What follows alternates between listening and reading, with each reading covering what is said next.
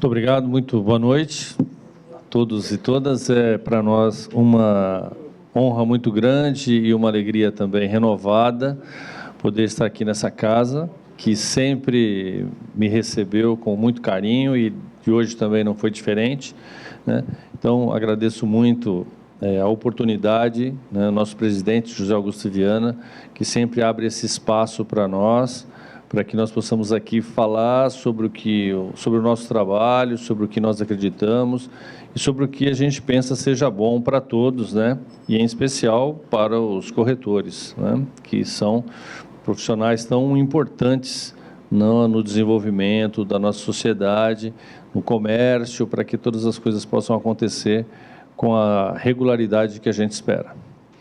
Bom, gente, a minha proposta de conversar com vocês hoje é falar sobre mediação e arbitragem, mas enfocando isso na plataforma online, ou seja, falar sobre esses temas com a possibilidade de transitar sobre essas questões numa plataforma online, onde a gente possa trabalhar à distância e já utilizar dessas novas tecnologias de forma que esse trabalho possa ser realizado de uma maneira mais simples, de uma maneira jurídica, positiva, que vocês não precisam ter nenhuma preocupação, com total eficácia e garantia, e que possa ser rápida, né?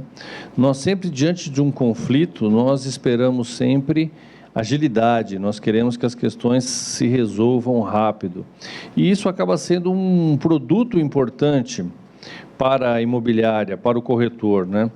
Para o seu cliente ter conhecimento de que um problema que eventualmente venha a surgir em um contrato, esse problema poderá ser resolvido de uma maneira rápida, de uma maneira eficaz e de uma maneira juridicamente perfeita, né?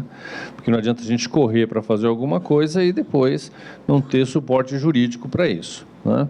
Então, são justamente essas questões que nós estamos trazendo para vocês aqui hoje. Muito bem, dentro da nossa proposta, a primeira questão que eu coloco é dizer o seguinte: qualquer contrato que seja feito, e aqueles que são comuns, né, dentro das relações imobiliárias, todos eles é possível se utilizar da mediação e da arbitragem, e também com esse modelo que nós vamos falar aqui, o que nós vamos avançar hoje, porque já tive a oportunidade de estar aqui outras vezes, já estive aqui muitas vezes até, podendo falar sobre mediação e arbitragem nos contratos imobiliários, mas hoje a gente vai avançar um pouquinho mais para falar sobre a utilização dessas possibilidades com esse formato, né? Com esse formato online. Então, todos os contratos que vocês realizam, todos eles podem se valer da arbitragem. Outra questão importante também, que também fica ligada à questão imobiliária, os condomínios, né? Seja para a constituição, quando nós vamos iniciar um empreendimento para a criação de um condomínio, seja para aqueles que já existem, é perfeitamente possível se utilizar também da mediação e arbitragem na solução dos conflitos decorrentes das relações condominiais, que é uma situação bastante comum, né? O que se tem de mais comum nas questões de condomínio se refere ao não pagamento das taxas condominiais, mas, na verdade, não é só isso, né? Nós que trabalhamos com isso, nós acabamos nos deparando com problemas de diversas ordens que podem surgir dentro de um condomínio. Então, aqui eu coloquei aqui rapidamente como se pode adotar, né? Se for na primeira, na criação do estatuto, desde o estatuto já pode-se ter a previsão da solução de eventuais conflitos por arbitragem e mediação. Agora, para os condomínios que já estão constituídos, o que nós precisamos fazer? Nós precisamos ter uma convocação numa assembleia ordinária ou extraordinária, não importa, mas importante que seja colocado na convocação que a pauta, ou que fará parte da pauta, a solução ou a adoção da mediação e da arbitragem.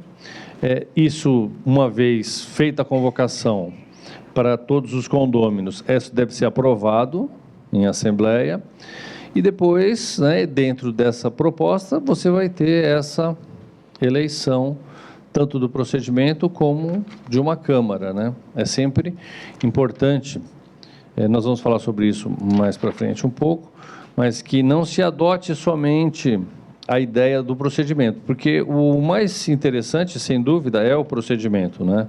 Onde você vai ter uma maneira mais rápida e uma maneira mais tranquila de resolver, uma maneira extrajudicial de resolver. Mas é importante que você já tenha uma Câmara, alguém que você já, uma instituição que você conheça, que você confie e que possa fazer esse trabalho para você e proporcionar o resultado que você espera. Muito bem. Bom, diante das possíveis problemas que possam surgir, nós viemos aqui, na verdade, porque os problemas eu acho que vocês já conhecem bem. Então, a questão é, como é que nós podemos resolver os problemas, né? Então, nós temos a mediação, a conciliação e a arbitragem. A jurisdição estatal, essa vocês já conhecem e não faz parte da nossa fala aqui. Nós não pretendemos falar sobre isso porque não é esse o nosso propósito. O nosso propósito é falar sobre as outras possibilidades de resolver conflitos que não seja aquela da via estatal. Bom, eu vou então passar aqui rapidamente alguns conceitos que eu sempre considero importantes, né? Eu sempre falo isso para os meus alunos, né? É importante que a gente tenha um conceito sólido sobre um instituto, porque a partir do conceito eu posso transitar e tomar decisões, né? Se eu tenho uma dúvida, eu nunca...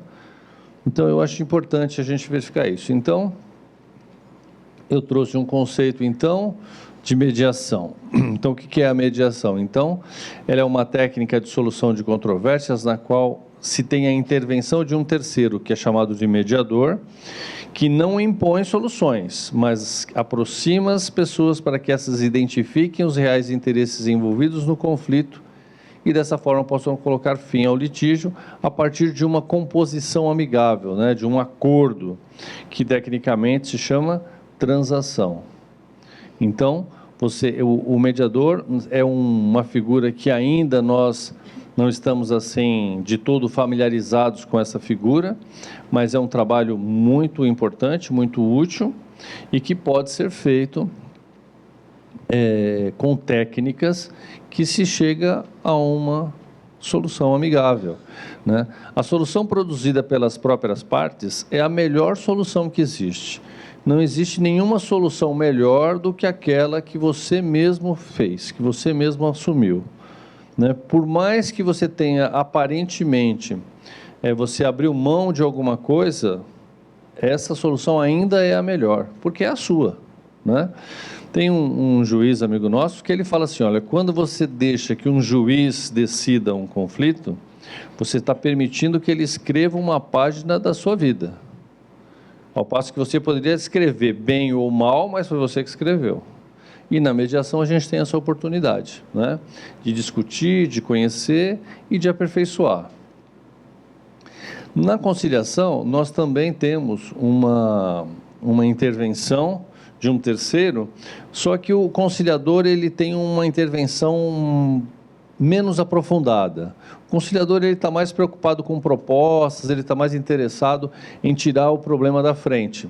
O mediador ele se interessa com mais profundidade, ele quer saber das razões do conflito, das motivações, né, para saber para onde que as pessoas podem ir. Então acaba sendo um trabalho mais profundo e mais interessante. Não sei se vocês já pensaram sobre isso com esse formato que eu vou dizer agora, mas, por exemplo, na mediação me interessa a questão social. Eu vou resolver não apenas a questão jurídica, eu resolvo também a questão social. Pacificação. Plena, não é? A questão humana, ela é colocada na mesa, né? Quer ver, eu vou fazer uma perguntinha para vocês aqui. Por exemplo, imaginem uma situação de uma separação. Um casal pretende se separar. Só que uma das partes não quer a separação. Uma das partes não quer, não importa quem seja. Uma não quer. Esta pessoa que não quer a separação, eu pergunto para vocês, ele tem alguma proteção jurídica? Existe alguma medida jurídica, alguma medida que proteja aquele que não quer a separação? Não tem proteção. Então, agora, quando nós falamos de mediação, ele vai poder discutir e, eventualmente, tentar reconciliar, desfazer o conflito e a vida comum ser retomada. Juridicamente, ele não tem para onde ir. Percebe? Então, essa é a força da mediação. Nós temos um instrumento muito forte, que pode ir além do jurídico, como eu acabei de mostrar para vocês aqui. Muito bom. Então, essas duas formas aqui, a gente tem como solução final um acordo, né? O acordo é o resultado final que se espera, seja da mediação, seja da conciliação, que, como eu já disse, e pelo menos eu penso assim, acaba sendo sempre a melhor solução. Depois, gente, nós temos a arbitragem. A arbitragem é um instrumento extrajudicial, que nós já trabalhamos com isso há mais de 20 anos, e que também tem um conceito importante, né? Então, qual é o conceito que eu trago para vocês? Primeiro, a arbitragem é uma jurisdição contratada. Quando você adota a arbitragem como via de solução de um conflito, você está contratando alguém para julgar, para decidir sobre um determinado conflito. Então, ele vai dizer, por que se fala jurisdição? Jurisdição é dizer o direito, é o que o juiz faz. O juiz diz o direito, mas o árbitro, enquanto eleito contratualmente, também vai ter a possibilidade de dizer o direito e dar uma sentença e resolver o problema, né? O poder do árbitro, como nós estamos lendo ali, é um poder contratual. Ele foi eleito, foi aceito pelas pessoas por uma opção de contrato. Mas feita essa opção, o seu poder fica equiparado ao do juiz para fins de solução do conflito. Então, ela é um procedimento, existe um conjunto de atos que são praticados, ela não é uma coisa que se faz de qualquer jeito. Se tem a mesma forma, existe um pedido, uma causa de pedir, a qualificação dos envolvidos, um processo, uma possibilidade de defesa, a outra pessoa vem, vai ter defesa, vai ter contraditório, vai ter produção de provas, se for preciso, sejam provas orais, sejam documentos, seja perícia, né? Perícias. E aí, depois de concluído o procedimento, o árbitro vai dar a sentença. Então, as partes ficam vinculadas à decisão que promove a coisa julgada da relação jurídica. Então, a coisa julgada significa aquela solução é definitiva. Nós que estamos trabalhando com isso já há tanto tempo, nós temos assim um histórico muito bacana de falar, que o que nós resolvemos na arbitragem, gente, se cumpre muito mais do que o que se cumpre nas decisões judiciais. Acredita ou não? Sem contar que depois ele ainda tem que arbitrar com ação para aquilo que foi decidido para levar a compensação. Então, se for preciso. Então, veja, isso é uma coisa muito interessante e muito legal da gente conversar, porque existe aqui uma relação em que as pessoas estão mais próximas, as pessoas estão mais comprometidas. Quando você move uma ação de despejo, essa pessoa que o locatário, ele vai ser ouvido. O locatário vai ser ouvido. Ele vai dizer lá, olha, eu devo sim, não consigo pagar agora, tenho uma dificuldade, ou estou desempregado, ou tenho alguma insatisfação, ele vai ser ouvido, a outra pessoa vai poder responder. Isso cria uma relação de compromisso com as pessoas e com a instituição, e com o árbitro. O que, como regra, não se tem em juízo. Em juízo, como regra, como funciona? Você entra com o advogado, dá uma procuração para ele, ele entra com uma petição, a petição vai para o juiz nem vê a pessoa quem é, não... Se vê, não deixa falar. Não é isso, a pessoa não tem voz. E isso faz com que o seu compromisso seja menor. É a frieza. É a distância. Falha. Não é isso? Então, essa parte é uma coisa interessante, porque, veja, nós falamos sobre arbitragem, gente, desde 97. E dentro dessa casa aqui, nós falamos desde 99. Sabe? Não, o Visari, falecido Visari, saudoso, ele foi quem trouxe a gente aqui pela primeira vez, ele e o Manuel Vieira, né, pessoas que foram muito importantes para a gente e que abriram essas portas aqui, não é? E que, graças a Deus, nunca mais se fecharam, né? A gente teve até aqui, hoje nós estamos aqui, né? Como falei, com muita alegria. Então, essas possibilidades de se fazer esse tipo de coisa, eu já falava assim, gente, quando nós fizermos mediação, quando fizermos arbitragem, a relação que nós teremos com as pessoas é diferente daquela que se tem na justiça. É outra coisa. E muitas vezes as pessoas falavam, não, você não entende, o pessoal gosta mesmo de brigar, não sei o quê. Eu falava, não, as pessoas não gostam de brigar. As pessoas gostam de solução, a pessoa quer andar, quer ficar leve. E aí, graças a Deus, ao longo dos anos, né, nós já temos mais de 75 mil processos que foram resolvidos pela gente lá, e a gente vê que desses 75 mil processos, nem 2% do que a gente fez foi levado à justiça. Chegou a instrução. Não chega, porque as pessoas... É diferente, gente, sabe? Quem teve a experiência vai poder confirmar o que eu estou falando, e quem não teve tem que ter, sabe? A gente tem que sair para o novo, sair para alguma coisa um pouco diferente, sair daquele batidão para a gente fazer umas coisas legais, não é? Muito bem. Então, eu estabeleci esse conceito, que eu quero que vocês entendam. Então, na mediação e na conciliação, nós fizemos um acordo. E aqui nós temos uma sentença igual a de um juiz. Tá?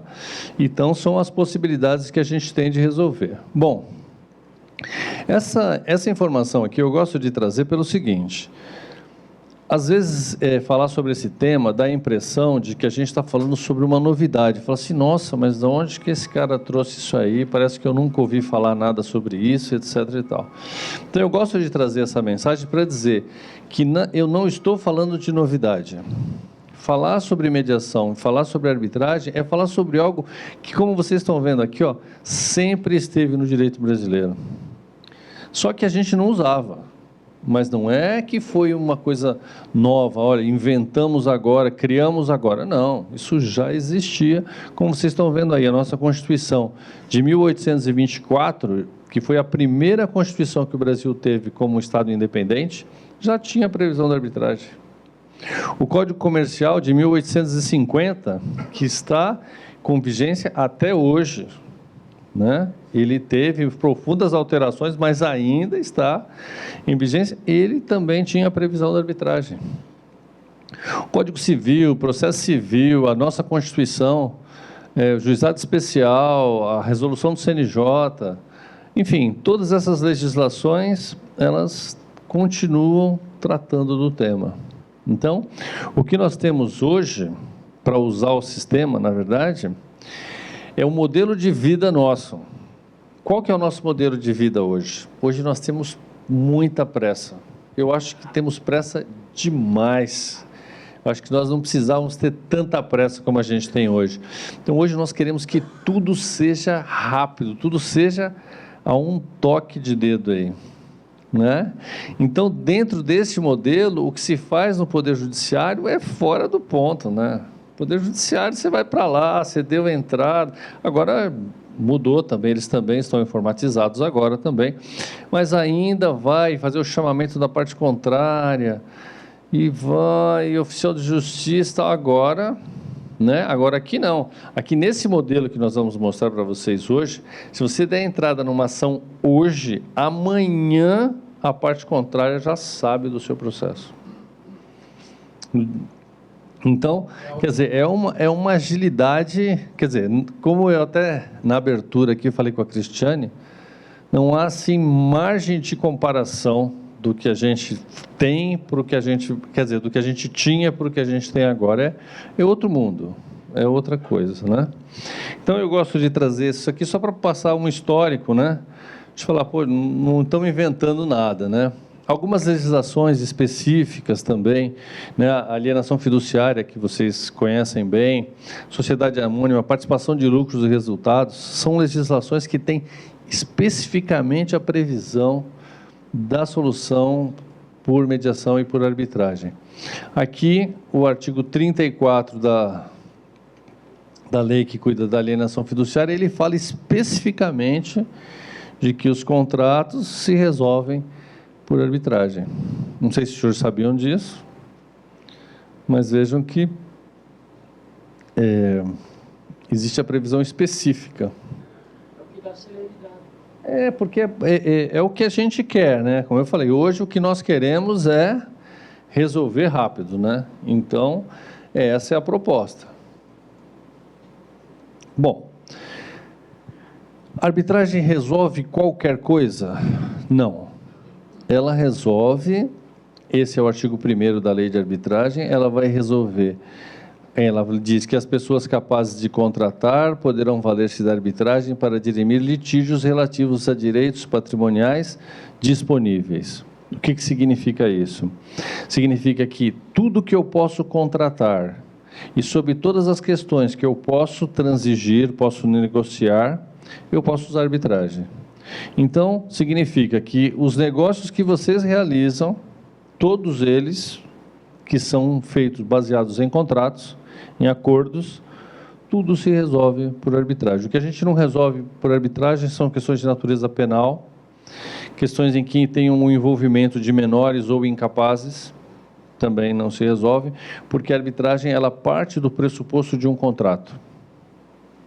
Então, por isso que ela fala, pessoas capazes, porque ela quer dizer o quê? O incapaz não pode usar arbitragem.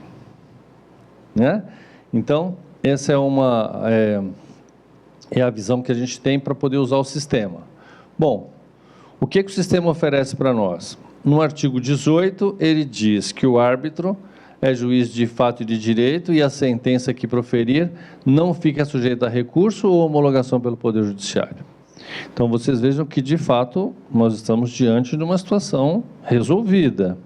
Então, ele é juiz, a sua decisão chama-se sentença e ela não depende do Poder Judiciário para produzir efeitos. Nós estamos dentro da lei de arbitragem. Outro artigo que eu considero importante: se no decurso da arbitragem as partes chegarem a um acordo quanto ao litígio, o árbitro ou o tribunal arbitral poderá, a pedido das partes, declarar tal fato mediante sentença que conterá os requisitos do artigo 26 dessa lei. O que significa? Que dentro do procedimento de arbitragem nós podemos fazer um acordo e resolvemos o conflito dentro do processo sem outros desdobramentos. Por fim, o artigo 31, ele diz que a sentença arbitral produz entre as partes e seus sucessores os mesmos efeitos da sentença proferida pelos órgãos do Poder Judiciário e, se for condenatória, constitui um título executivo. Então, a lei ela tem 44 artigos, mas eu pensei aqui, trouxe aqui para vocês 4, né? O primeiro, para a gente saber o que a gente resolve por arbitragem, e esses 3 para dizer quais são a repercussão ou o resultado da utilização da lei. Muito bem. Existe uma questão muito importante quando nós falamos da arbitragem, que é como eu posso me utilizar do sistema? O sistema está aí, né? A lei está à disposição e vocês vejam que a lei não é tão jovem assim, né? Ela é de 96, né? Quer dizer que ela já está vai fazer 23 anos, é isso? Já é maior de idade e tudo, não? Então, vejam, nós temos aqui uma situação, né, que precisa, bom, eu quero usar o sistema. Não, eu acho que a ideia é ótima e eu quero usar. Como é que eu faço? Bom, se faz da seguinte forma, nós temos 2 possibilidades de utilizar a arbitragem. Primeiro, pela cláusula compromissória. A cláusula compromissória é a cláusula que você vai colocar em qualquer contrato qualquer contrato, dizendo que você tem interesse na utilização da arbitragem, caso venha surgir um conflito. Vocês querem ver? Vocês aqui, todo mundo aqui, tenho certeza, todo mundo aqui está acostumado a fazer contratos, a ler contratos, a dar parecer sobre contratos. Não tem, todos os contratos não tem uma cláusula que diz eventuais conflitos serão dirimidos perante a comarca da capital, por mais privilegiado que outro seja. Tal. Não tem sempre? A cláusula compromissória, normalmente é a última cláusula, isso mesmo. Ó, a cláusula compromissória tem essa característica, ou seja, de indicação. Você vai indicar, no contrato você indica o foro, fala, olha, vai ser o da capital, vai ser o de São Caetano, vai ser... E ali você vai dizer que vai ser o da arbitragem. Entende? Então, lá, previsão contratual de que conflitos ou dúvidas determinadas, decorrentes de determinada relação jurídica será resolvido por arbitragem. É importante que você faça constar a instituição ou as pessoas responsáveis pelo procedimento. Porque você pode dizer assim, eventuais dúvidas e controvérsias decorrentes desse instrumento serão resolvidas por arbitragem, se você já fez a opção pelo procedimento. Mas qual é a nossa experiência?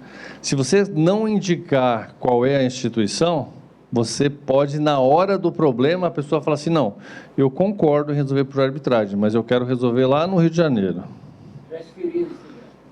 Então, você já se complica. Então, é melhor já falar logo qual é a instituição, né, que você confia, que é da sua preferência.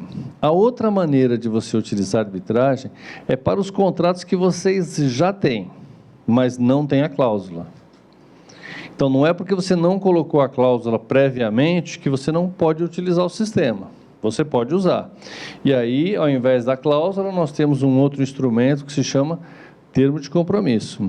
Então, eu posso fazer a opção pela arbitragem diante do problema. Ó, o cara não pagou, não desocupou, entregou o imóvel com avarias, etc. e tal, eu quero entrar quero usar a arbitragem. Pode? Pode. Só que, como a arbitragem ela tem uma raiz, contratual, se a outra parte não concordar, você não vai poder usar o sistema, entende? Então, usar com base no termo de compromisso significa que a outra parte, no momento do conflito, vai ter que concordar. Por isso que o modelo ideal é a cláusula compromissória, porque aí quando você colocou a cláusula, foi quando iniciou o contrato, iniciou a relação, e aí está todo mundo feliz, né? É igual na hora do casamento, não é mesmo? Ali está todo mundo feliz, tal, joga arroz e tal, fica tudo certo. Então, ali é bacana. Agora, depois, na hora da briga, né? Aí é outra coisa, não é mesmo? Como é que o pessoal fala? Não é meu bem, e depois na briga, meus bens. Então, é melhor resolver na parte do meu bem do que nos meus bens, né? Todo município do estado de São Paulo tem uma câmara arbitral? Não, ainda não. Eu imagino que se a gente realmente adotar o sistema e divulgar e ir atrás, eu acho que pode ser que chegue um momento em que todos os lugares tenham. Por enquanto, ainda não. Pelo menos que eu saiba, não, né? Mas já tem muitas, já. Bom, aqui eu coloquei para vocês um exemplo de uma cláusula compromissória que a gente pode colocar num estatuto condominial. Então, no estatuto, eventuais dúvidas e controvérsias decorrentes das relações condominiais e cumprimento das determinações da convenção deste condomínio e da legislação específica na relação condômino-condomínio serão dirimidas por meio de mediação e, na sua impossibilidade, por arbitragem. E aí fica eleito o TASP, não sei se vocês conhecem, mas aí declaram as partes ter conhecimento de que a pacificação será de acordo com a Lei 9.307. Então, esse seria um modelo de cláusula, para se colocar num estatuto ou numa assembleia condominial, uma convenção. Ok, muito bem. E aqui o modelo já avançando um pouquinho para falar do modelo da cláusula no sistema online, no sistema para trabalhar à distância. Então, toda e qualquer controvérsia decorrente da interpretação ou execução do presente contrato será definitivamente resolvida por mediação e, na sua impossibilidade por arbitragem, fica desde já eleito o TASP. Declaram as partes ter conhecimento de que a solução poderá ser feita via online e, desde já, oferecem seus endereços eletrônicos para fins de notificação e início dos procedimentos. A prática dos autos presenciais que se tornarem necessários serão realizados na cidade do domicílio do contratante.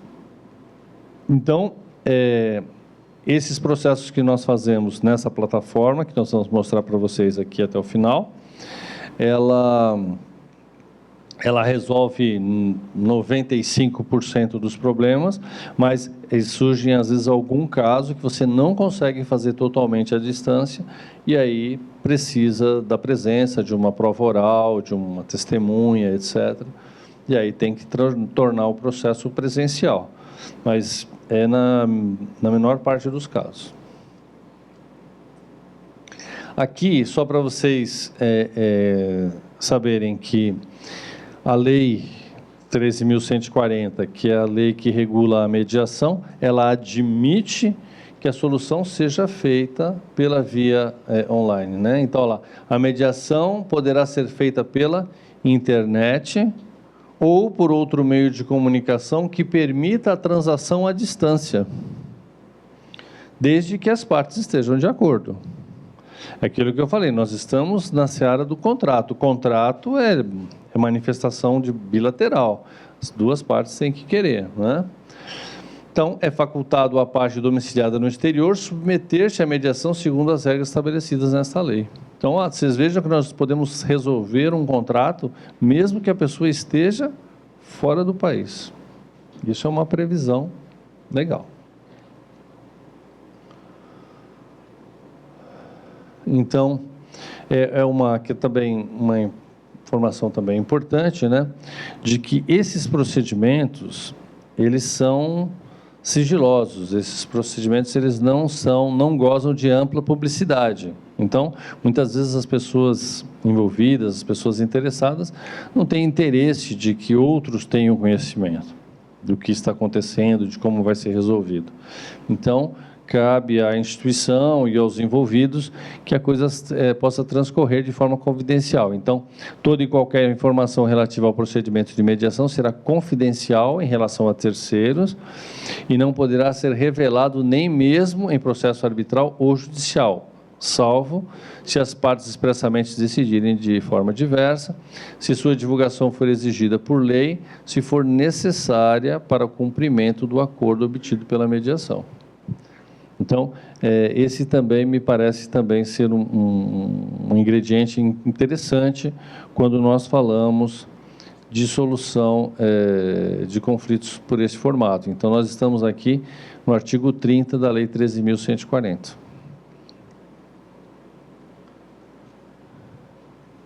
Então, o dever de confidencialidade aplica-se ao mediador, às partes e seus prepostos, advogados, assessores técnicos e outras pessoas de confiança que tenham direto ou indiretamente participado do procedimento de mediação. Então, ele vai ser e vai transcorrer de forma sigilosa. Bom, aqui também a gente vai falando aqui sobre todos os documentos, todas as informações que forem sendo trazidas e que elas vão ter ou vão precisar, né, da manutenção dessa confidencialidade.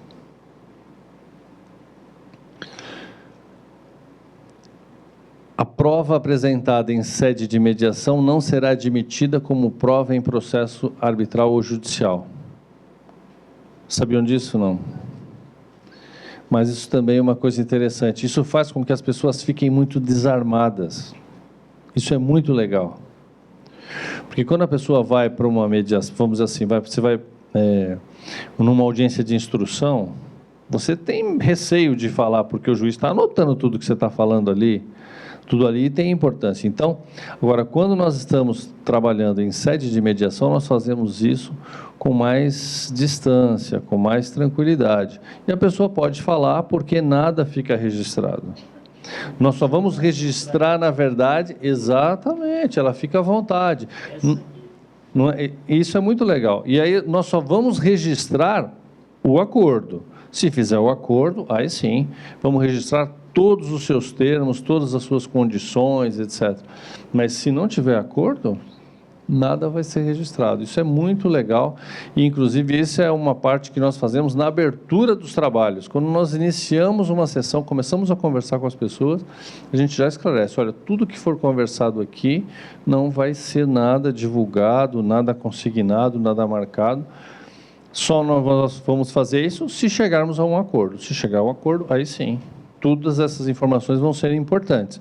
Se a gente não conseguir, né? Isso é muito legal. Agora, ali é só uma observação, né? Que se por acaso, né, vamos dizer assim, surgir ali uma condição de crime, se você chegar dentro das discussões ali, surgir uma informação de algum crime, o marido bate na mulher, o filho do fulano lá é o traficante que está no quintal, que está prejudicando a paz. Não, aí é outra coisa, porque aí você tem a possibilidade de levar essa informação a quem de direito, né? Não, você não vai reter, mas fora disso... E aí a gente vai também... as informações tributárias, vocês também conhecem esse problema, essa situação, né? Essa responsabilidade que existe para o corretor no que se refere às questões tributárias. Então, a regra da confidencialidade não afasta o dever do mediador, das partes, dos prepostos dos advogados, de prestar informações à administração pública tributária após o termo final da mediação, né? Aplicando-se aos seus servidores, tal. O que nós colocamos? Tem um parágrafo que faz parte do nosso acordo ali, né? Um parágrafo que sempre a gente usa. Diz o seguinte, que as pessoas têm ciência de que daquele acordo podem gerar tributos. E se gerar, eles são obrigados a pagar. Se eu faço um acordo com o senhor, esse acordo não tem nada a ver com o fisco. O governo não tem nada com isso. O nosso acordo aqui, se deste acordo gerar impostos, esse imposto tem que ser pago. Não é? Então, eu já até vi, algumas vezes as pessoas falando assim, não, mas aí se você fizer aqui, você não precisa pagar o fundo de garantia. Se você fizer o acordo aqui, isso não tem nada a ver. Porque, veja bem, o governo é um terceiro na história, ele não está fazendo acordo nenhum com você ali. Se existe um fato gerador de tributos decorrente daquela relação, tem que pagar, não tem nada a ver uma coisa com a outra, tá certo? Então, essa daqui nós já conversamos. Muito bem, o que eu já queria conversar com vocês também. Existe uma questão muito importante e que às vezes a pessoa confunde, e isso nós já convivemos com essa situação muitas vezes, que é o seguinte: existe a cláusula compromissória em um contrato, existe a cláusula de um contrato, e o advogado acha que por conta disso ele pode ir para a justiça. Se não fizer um acordo, ele foi lá para fazer um acordo, se não tiver acordo ele vai para a justiça. Isso não é verdade. Se você colocar a cláusula compromissória em um contrato, as pessoas estão vinculadas à arbitragem até uma sentença, até uma decisão final. E não pode correr. Então, quais são os exemplos que a gente tem de situação como essa? Eu tenho a cláusula no meu contrato, mas eu não quero usar arbitragem. Eu pego e vou para o Poder Judiciário. Sabe o que acontece com o meu processo? Ele é extinto sem julgamento de mérito, improcedente. Tem a cláusula, você vai ter que vir para a arbitragem. Então, isso é uma coisa muito legal, que foi uma alteração profunda que a gente teve com a Lei 9.307, que foi a obrigação da arbitragem, uma vez que tenha sido contratada.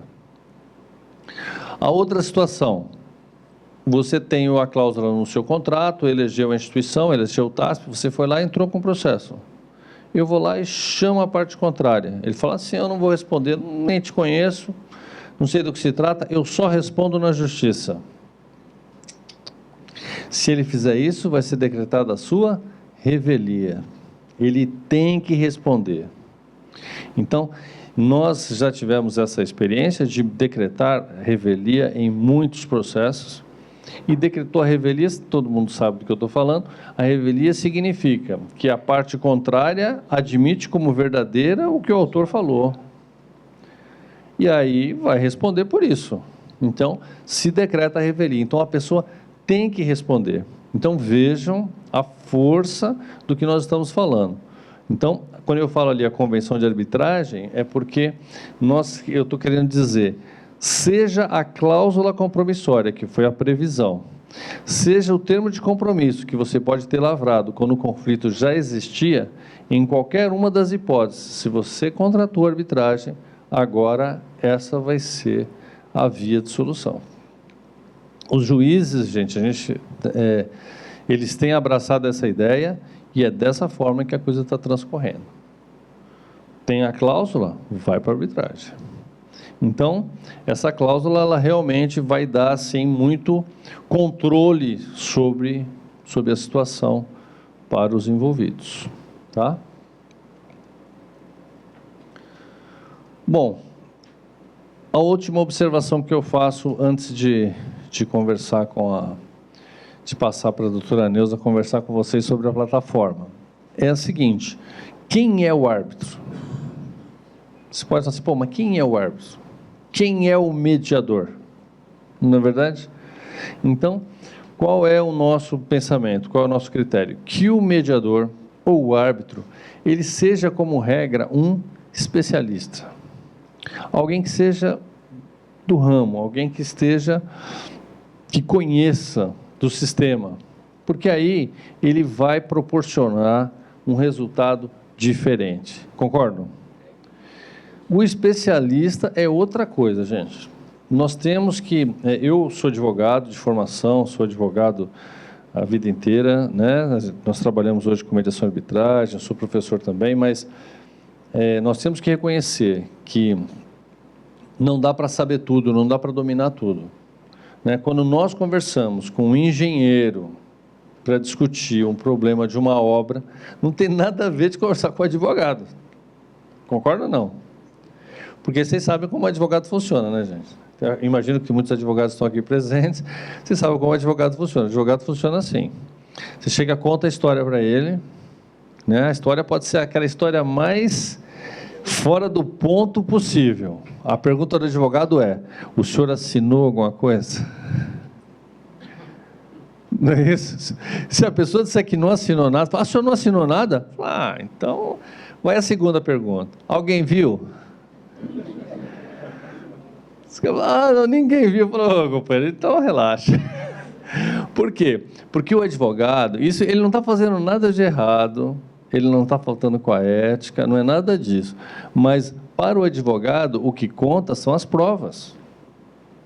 Para o advogado, o que conta são as provas. Se não consegue provar, para ele é como se não existisse. E a gente fala isso, existe um brocardo jurídico que fala isso. O que não se prova não existe.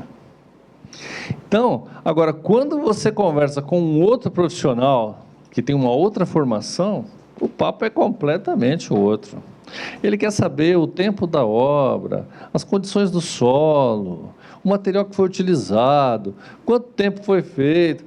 É uma abordagem completamente diferente, que enriquece a discussão e permite, muitas vezes, que você chegue à solução, sem buscar uma solução meramente jurídica.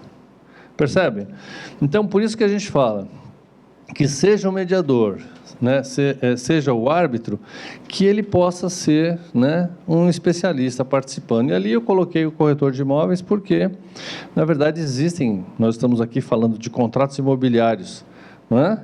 Então, ninguém é melhor do que um corretor para poder conhecer das condições do imóvel, das condições de contratação, dos termos de opção, etc. e tal. E aí, Essa é a nossa ideia. O advogado ele é importante, muito importante no processo. Em que momento? No momento da lavratura do termo. Chegamos a um acordo, nós vamos escrever esse acordo agora. Então, nessa hora, o advogado é importante, porque aí ele coloca os termos jurídicos da forma correta, coloca as obrigações de forma que elas se tornem exequíveis. Então, é bacana o advogado, a participação do advogado acaba sendo muito importante no fechamento, mas nas discussões, às vezes um outro profissional ajuda mais do que o advogado. Estou falando de mim mesmo, então posso falar à vontade. Né? Dependendo do porte da ação, como o Sérgio está falando para nós, dependendo do porte da ação, você tem 3 pessoas envolvidas, 3 árbitros. E aí você pode ter o advogado, o especialista e até um terceiro ainda. O árbitro, o mediador, não pode ter vínculo com as partes. Isso, exatamente. Tem que ser uma pessoa imparcial. Então, vamos dizer assim, para o seu cliente, você nunca vai poder ser mediador ou árbitro. Então, por isso, dá a importância de você ter uma instituição terceira que você conheça, que você confie, mas que não é você, porque senão não funciona. No caso de uma ação, ali tiver um especialista que vai ser um corretor, aí uma das partes fala, mas ele trabalhou com ele ali. Não pode. Não pode. Tem que ser distante. Isento total. Tem que ser isenção total. Imparcialidade tem que ser distante. Tem que ser. Eu acho assim. A gente reclama tanto, né, gente? A gente vê tantas barbaridades nesse nosso Brasil, né? A gente convive com tanto absurdo, com tanta mentira, né? Mas na nossa parte, vamos fazer direitinho, né? Na nossa parte, vamos fazer direito. Porque, senão, aí não tem jeito. Um dia um aluno, eu conversando dessas questões de ética, que é uma coisa que sempre me incomoda muito, o aluno falou assim para mim, falou, mas professor, isso aí não existe. Eu falei, meu amigo, se isso não existir dentro de uma sala de aula, então nós temos que se matar, concorda? Se dentro da sala de aula eu não puder falar de um máximo de ética, nós vamos falar aonde? Né? Então, nós precisamos considerar isso aí sempre. Muito bom, gente. Eu já estou encerrando, mas aí vou chegar um pouco na pergunta do colega ali. Então, quem é o árbitro? Então, ele é uma pessoa maior, de confiança das partes, e aí entra no que o senhor acabou de falar. Ele fica sujeito a suspeição e impedimento como juiz. Ele não pode ser amigo, não pode ser inimigo, não pode ser parente, não pode ter interesse no resultado da demanda, não pode ter sido procurador, tem que ficar longe, não pode ter nenhum tipo de ligação com a pessoa, isso aí, com as partes. E outra coisa, só para encerrar, ele tem um compromisso igual a um funcionário público. O árbitro, no exercício da função, está equiparado a um funcionário público. Olha que interessante isso. Então, veja, você sabe como fica equiparado a funcionário público? É simples. Por exemplo, alguém aqui já foi mesário em dia de eleição? Muito bem. No dia que os senhores foram mesários em dia de eleição, aquele dia o senhor foi um funcionário público. Para todos os efeitos. Mesmo que você tenha ganhado só um lanchinho por aquele dia, você ganhou só um lanchinho, mas esse lanchinho fez de você um funcionário público, não para te ajudar, mas para dar responsabilidade. E o árbitro, ele tem essa responsabilidade equiparada. No exercício da função, o árbitro é um funcionário público. Se eu estivesse na sala de aula, eu ia falar assim para vocês, anota que isso cai na prova. Eu estou só 3 lá. E se 2 os votos, como é que vai? Um acompanha o outro ou vale a maioria? Vale a maioria. 2 a 1. 2 ou 1. Olha só, a experiência que a gente tem é que, como regra, consegue-se ter unanimidade, conversando bastante, a gente chega a um ponto comum. Agora, pode ter. Agora, se houver divergência, o que vale é a maioria, 2 a 1. Voto da maioria. Tem conhecimento também que as partes escolhem o árbitro, se for o caso. Se o árbitro for escolhido, a parte já, eu conheço esse, que experimenta. Não pode. Vem no dia da audiência e fala, eu não posso contar. Isso. Ele não pode. Sim, ele tem que renunciar. E renunciar. Exatamente. Ele mesmo já tem que saber disso, né? Eu tô excedendo um pouquinho o meu tempo aqui. Então, imparcialidade, independência, competência, exigência e discrição, isso aqui nós já conversamos bastante, que o árbitro ele tem os deveres da confidencialidade. Então, o que chega ao conhecimento dele, ele não pode divulgar, não pode dar publicidade, tá bom? A decisão arbitral, gente, ela pode ser homologatória, para homologar um acordo, como nós já vimos no artigo 28, ou pode ser uma sentença decisória, como um ato jurisdicional decidindo o conflito como uma sentença judicial. Não há nenhuma diferença entre uma sentença arbitral e uma sentença judicial. O que precisa haver é a condução do procedimento, ter contratos, etc. Mas, no momento em que ela é emitida, ela está equiparada. Nós lemos isso no artigo 31. Tá? Gente, olha só. Então, a instituição sempre deve ser neutra, né, e imparcial, né? Senão, não tem como funcionar. Então, eu vou agora passar a palavra para a minha colega, a doutora Neuza, porque o que ela vai falar, que ela vai conversar com vocês?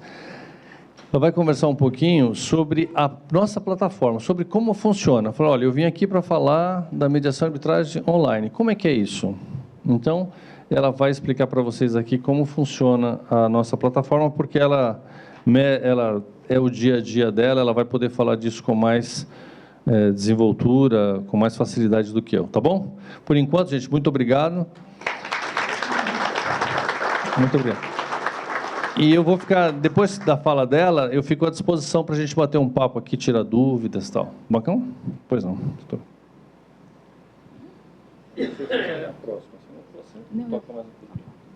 Bom, primeiro, boa noite a todos. Eu queria agradecer pela oportunidade de estar aqui com vocês hoje e para apresentar para vocês a nossa plataforma, onde se desenvolvem os procedimentos de mediação e arbitragem de forma eletrônica. Ok? Deixa eu passar aqui, porque eu vou... Bom, voltar aqui um pouco. Bom, o acesso à nossa plataforma, ele é realizado de uma forma muito fácil. É feito pelo nosso site, através daquela aba, Processo Digital, e aí nós temos, já abre para vocês a tela das mediações e arbitragens de forma eletrônica.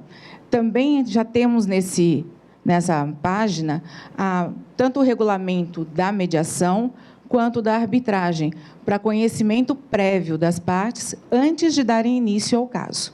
Então, se eu não sou cadastrada, se ainda não se eu não dei entrada no processo, se eu ainda não utilizei a plataforma, eu vou iniciar como novo caso. Ou se eu já tenho acesso, eu já utilizei da plataforma anteriormente e eu quero acompanhar um processo, eu vou entrar como login para os demandantes, que são os autores. Se eu recebi uma notificação e eu quero fazer o meu aceite, ter conhecimento do que se trata, de qual é o assunto a ser tratado, eu vou pedir o meu login para o demandado. Tá? Então, aqui, para a gente apresentar e para vocês terem uma ideia do funcionamento, vamos supor que temos o início de um novo caso. Ok? Então, aí abre uma segunda tela, onde eu vou me declarar demandante ou advogado do demandante.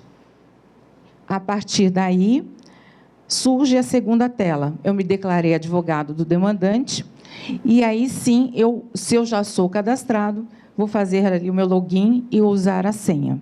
Se eu não sou cadastrada, eu vou colocar o meu e-mail, vou pedir o envio de um link, e esse link vai me permitir cadastrar a senha.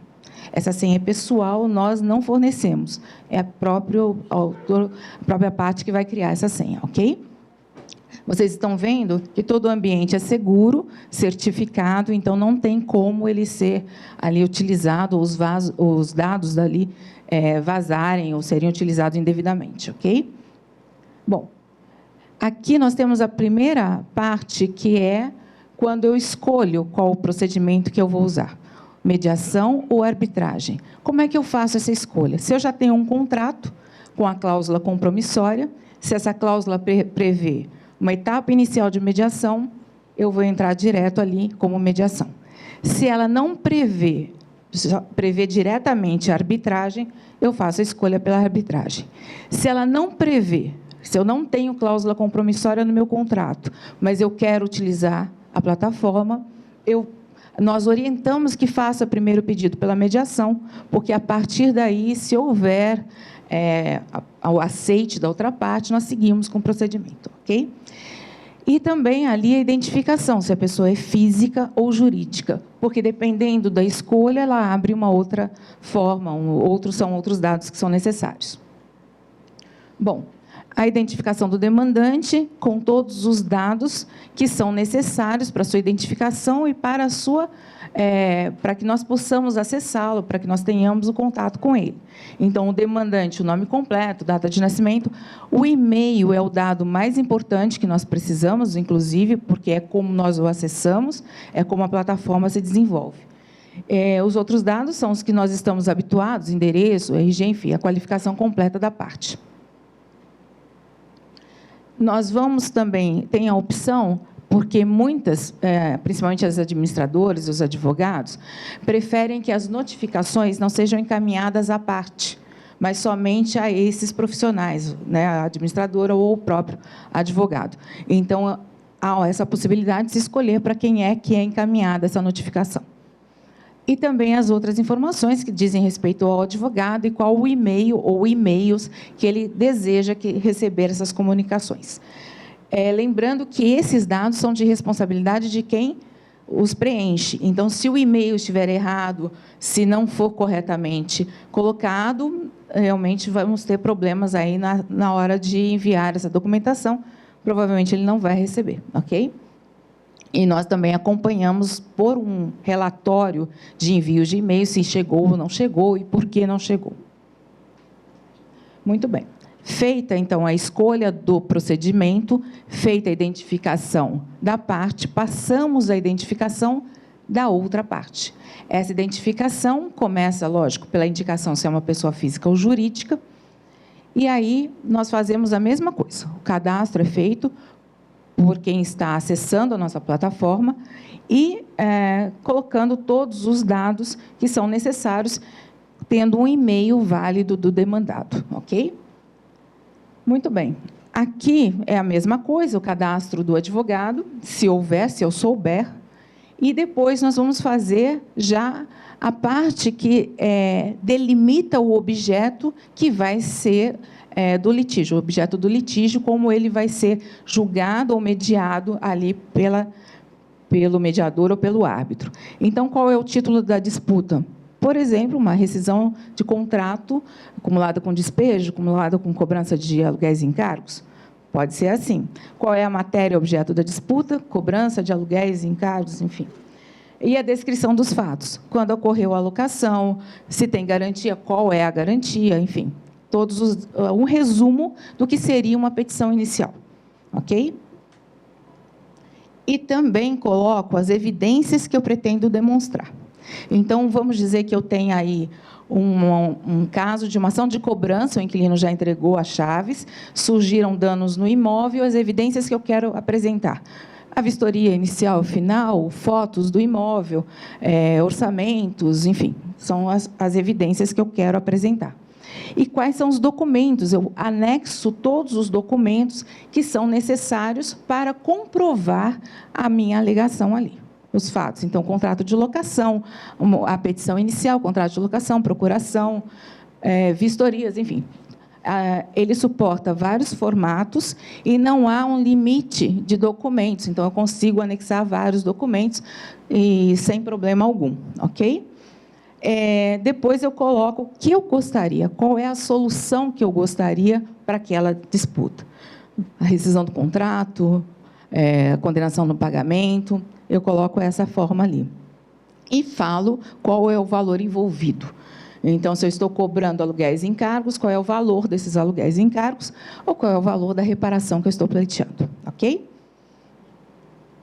Bom, Depois de colocado o valor envolvido, existe um termo de uso em que se explica para o usuário quais são as consequências do uso daquela plataforma, quais são as garantias que ele tem dessa plataforma, e ele lê e está de acordo. Isso é o que nós fazemos normalmente em vários contratos que nós acessamos em várias plataformas. É o mesmo sistema de um contrato bancário, enfim. Li e concordo, uso da internet, li e concordo, acesso aos sites. Então, nós temos isso também, o termo de uso. E, superada essa etapa, nós temos aí o registro, o processo recebe um número, e esse número é enviado para a Secretaria da Câmara. Tudo via e-mail, nós não temos, não há papel, é tudo via e-mail. E aí a Secretaria da Câmara, ela recebe a informação de que foi dada entrada no procedimento online e ela analisa os documentos, verifica se de fato aquele processo pode seguir na plataforma eletrônica e se o procedimento escolhido está correto de acordo com o contrato que foi apresentado.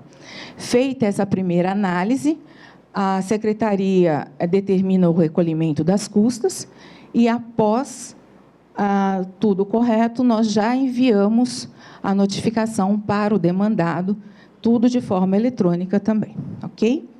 Bom. Essa notificação demora quanto tempo para enviar para o demandado, mais ou menos? Após eu preencher tudo isso daí, quanto tempo que chega? No dia seguinte. No dia seguinte. Recolhidas as custas, no dia seguinte ela já chega. Tá? Bom, aqui eu trouxe para vocês terem uma ideia de como se desenvolve, quais são as etapas já no processo de arbitragem, né? Então, as etapas da arbitragem, nós temos a alocação do árbitro, que é feita pela Secretaria da Câmara. Depois dessa fase, quando já dizemos, olha, o árbitro é ele, o indicado, nós passamos à fase inicial, em que o árbitro já tem o contato com as partes, e nessa fase inicial, nós fazemos aquilo que está previsto no artigo 21, parágrafo 4º da Lei de Arbitragem, que é dar a oportunidade das partes tentarem uma composição dentro do procedimento de arbitragem. Ok? E, superada essa fase inicial sem que haja um acordo, nós passamos para a fase das alegações iniciais, do demandante, depois uma fase de resposta do demandado. Se se tratar de uma ação de despejo por falta de pagamento, o que ocorre? Nós damos o prazo de resposta para apresentação de defesa ou purgação da mora. Se não ocorrer a purgação da mora e na petição inicial houver um pedido de sentença parcial, nesse momento, se tiver todo de acordo com as provas e tudo mais, o árbitro pode proferir uma sentença parcial decretando a desocupação do imóvel. Ok?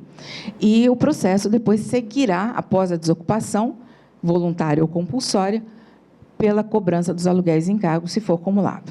Ok? Então, nós ganhamos um bom tempo, porque a lei de arbitragem permite essas sentenças parciais. Ok? Bom, vamos dizer que houve apresentação de defesa ou purgação da mora parcial também pode ocorrer. O processo segue nas alegações finais das partes e depois o árbitro, verificando que o processo se encontra em estado de julgamento, ele profere a sentença. Entre a entrada do processo, a alocação do árbitro e a sentença, não se leva mais do que 60 dias. Tamanha rapidez e eficiência. É bem rápido. É bem rápido. Nesse procedimento, né, o valor da arbitragem, os honorários do árbitro já estão incluídos nas custas, que atualmente na Câmara são R$ 700. Tá? Então, ela não está vinculada ao valor da causa. Esse é o custo do processo, desde o pedido da inicial e até o final, sem nenhum outro custo, a não ser que seja necessário, por exemplo, uma perícia, aí é diferente, ou transformar o processo em processo físico, né? Mas, realmente, é um custo que, pela rapidez e pela eficiência e eficácia da sentença, ele não é um custo alto, né?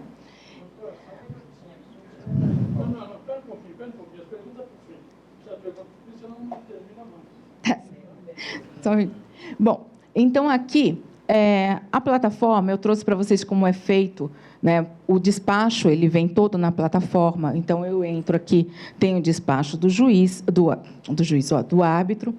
Aqui, nós temos, dia 24/4/2018, só um exemplo, foi dada a entrada, aprovação do procedimento de mediação. Depois foi enviada a notificação para o demandado.